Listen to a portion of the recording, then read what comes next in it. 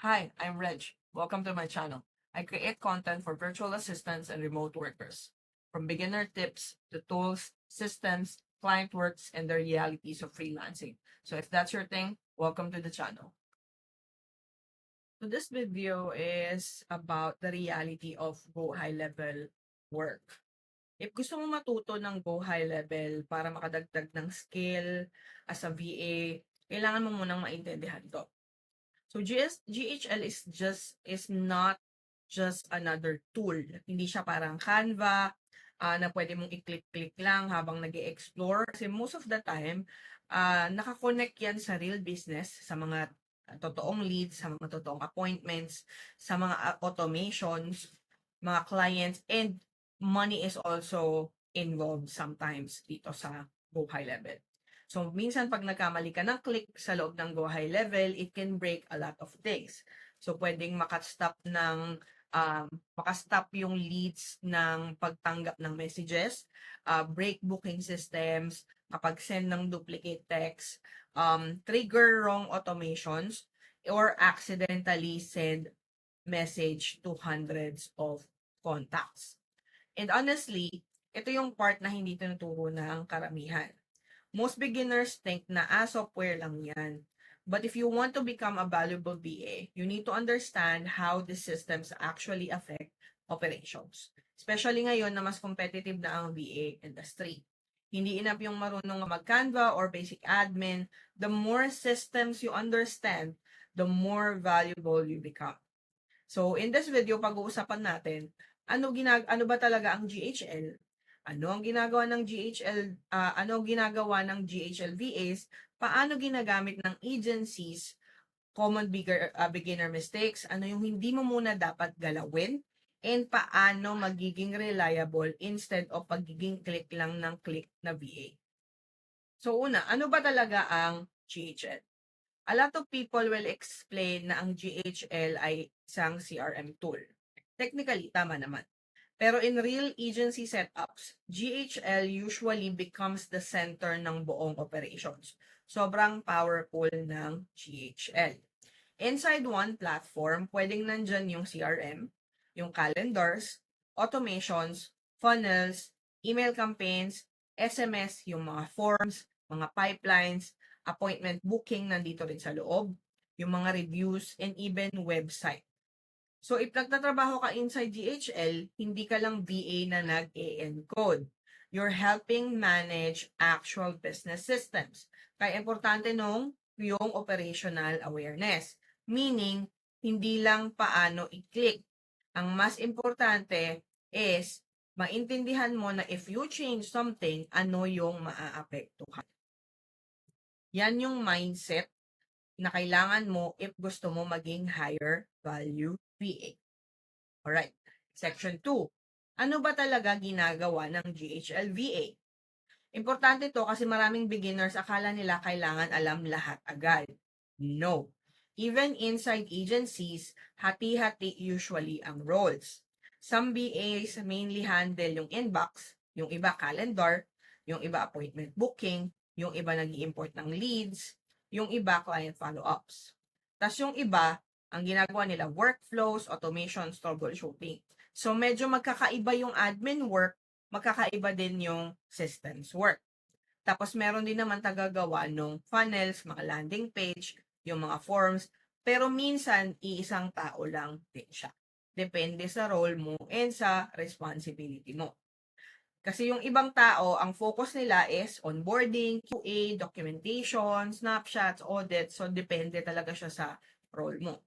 So, wag mong isipin na kailangan expert ka agad sa lahat-lahat. Lagi ko yung sinasabi sa lahat ng videos ko. Hindi mo kailangan expert ka agad sa lahat. As a beginner BA, ang goal mo muna maging reliable. Ang goal mo muna as a beginner sa GHL is maintindihan mo how things work. Because honestly, yung BA na marunong mag-test, organize, hindi careless, marunong mag-document, at marunong mag-troubleshoot calmly is way more valuable than someone pretending to be advanced pero panay sira yung workflows. Bakit nga ba magandang skill ang GHL BA? pagiging GHL-BA. So let's be real, mas competitive na ngayon ang BA industry.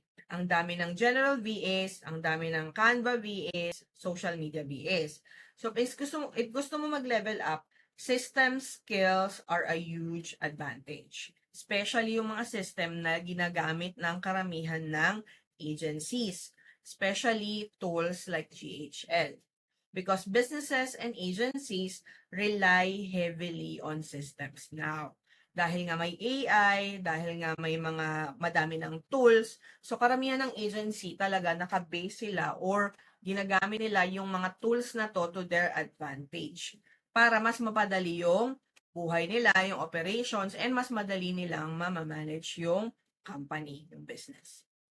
Kapag marunong ka ng CRM, automations, pipelines, appointment systems, and workflows, hindi ka na lang assistant. You become someone helping businesses operate smoother. And usually, syempre, higher skill is equals to higher value. Syempre, hindi instantly 6 figures. Pero mas mataas positioning mo compared sa beginner na puro basic admin ang alam. So, paano structured ang GHL account? Sobrang importante nito. Inside GHL, usually merong agency view and sub-accounts. Agency view, yun yung may-ari ng buong GHL. A lot of times, hindi mo makikita yon. Ang makikita mo lang is yung sub-account. For example, this is a sub-account. Kasi ang nakikita ko lang is yung account na naka-assign sa akin. Pero meron ding view na agency view. Pag kinlik mo to, meron dyan na nakalagay go to or click to agency view. Pag kinlik mo yun, makikita mo doon lahat ng sub-accounts na nakakonect doon sa agency view. Agency view kasi, yung agency, it can have multiple sub-accounts. Kasi, depende yan sa plan na binabayaran nila. So, yung mga plans na for small businesses, minsan yung $97. Yung $97, ang maximum na sub-account na pwede nilang pwede sa account nila, sa agency nila ay 3. And then yung $297 per month, I believe, is unlimited. So, ganun siya. So, yun yung pag kinlik mo dito, makikita mo, meron dyan agency view, tapos makikita mo yung mga sub-accounts din dito, other sub-accounts na pwede mong i-check. So, depende yung view na makikita mo kung anong permission yung meron ka. So, think of agency view as parang main headquarters. Bawat client usually may sariling sub-account. And inside that sub-account, nandyan yung mga contacts, yung mga pipelines, mga workflows, yung mga maliliit na mga bagay-bagay. So, makikita niyo yan dito sa gilid. Oh, why does this matter? Because one of the biggest beginner mistake is editing the wrong account. Okay, hindi porket pagbukas mo, lalo na kung meron kang admin permission, pag binuksan mo, ang makikita mo ay yung agency view, and baka mamaya meron kang nakabukas na old na sub-account, pag binuksan mo, yun na yung ini-edit mo, nasa maling company ka pala na ini-edit. So, make sure na pag nandito ka sa sub-account mo, tama yung sub-account na ini-edit mo. And trust me, you do not want to accidentally edit another client's live automation. So, always check, nasa ang account ka, live ba to, test account ba to, real contacts ba to, at active ba yung workflow.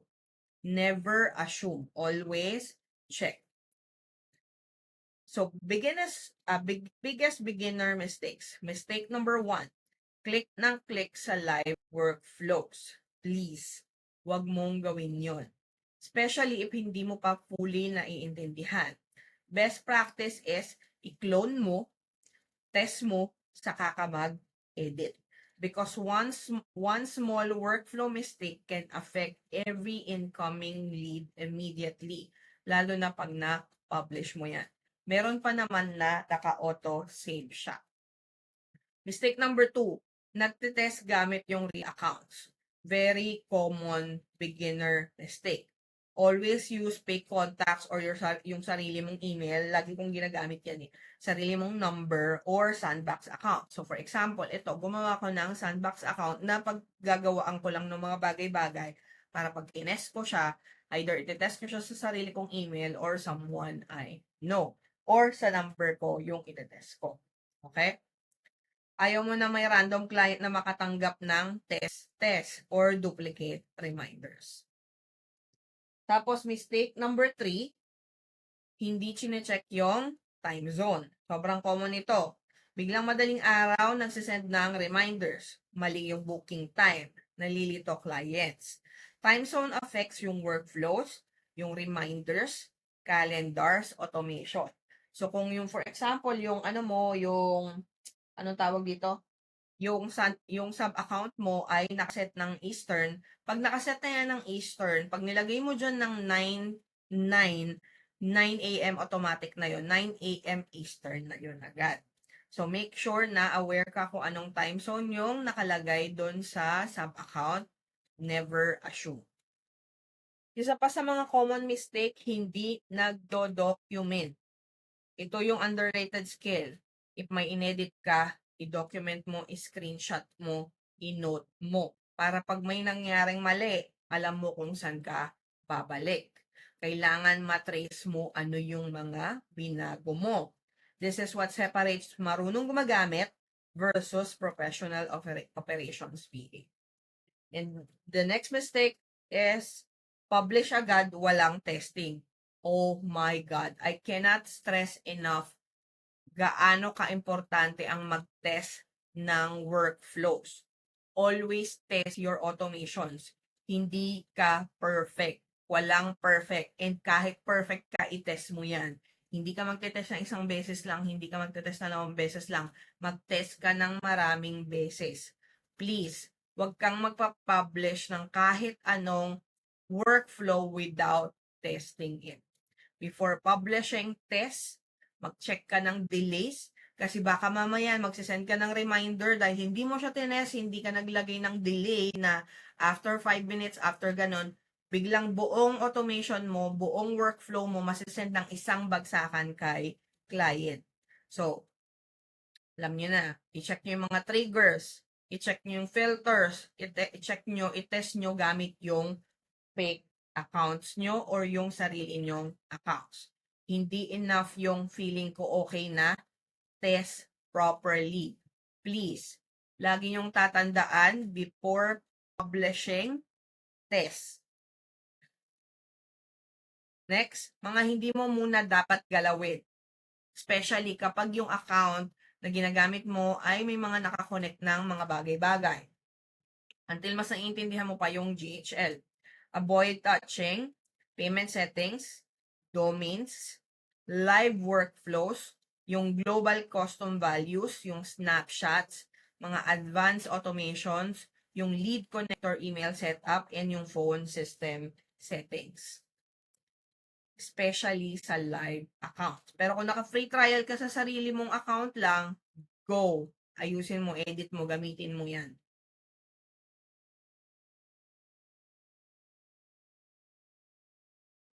There's a difference between learning and experimenting on client systems. Mag-experiment ka sa sandbox, sa test accounts, huwag sa actual business. Next, paano ka talaga gagaling sa GHL? Most beginners think kailangan kabisado ko lahat. Hindi. Even experienced GHL people, nag-check pa rin ng documentation minsan. Like me, I always check. I don't assume. Kasi ayokong mas better na i-check ko kaysa magkamali ako.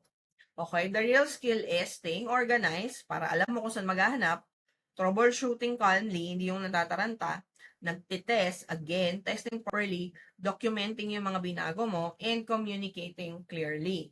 Yan yung totoong valuable sa agencies. Not pagiging memorize lahat ng buttons. And honestly, the more systems you learn as a VA, the more future-proof ka. Because businesses are moving more and more into automations and systems. Next, paano gagana itong training series na to? Itong the whole series na to. This training is not designed para gawing agency owner ka, developer, or maging tech genius agad. No. The goal is to make you useful and reliable inside real agency environments. So throughout this training, gagamit tayo ng test account, gagamit tayo ng practical exercises, magto-troubleshoot tayo ng real scenarios, and tuturuan kita paano hindi makasira ng systems. That's the goal. Because that's how you actually learn GHL. Not by watching 50 videos tapos walang practice. So, bibigyan ko kayo ng something na ipapractice nyo. Remember, I gave you a link para makapag-test kayo, makapag-sign up kayo for a 30-day trial. Then, yung mga gagawin ko dito, gayahin nyo on your own, and then you can test it on your own. Then, gamitin nyo yung email nyo, yung email nyo, mga account nyo, para matest nyo. Something that you will not be able to test though if kapag nag-set up ka ng text is hindi masisend kasi wala kang phone number inside your GHL account. If medyo overwhelmed ka right now, normal lang yan.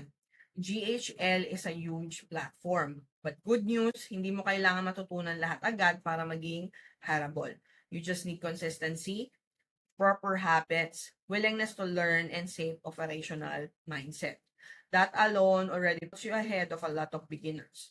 Yung next video natin, sisimulan na natin yung actual GHL environment and paano mag-navigate inside the platform properly as a VA. Yun. Thank you everyone, and I hope this video is helpful. If you have any question, if merong hindi malinaw, please comment on this video.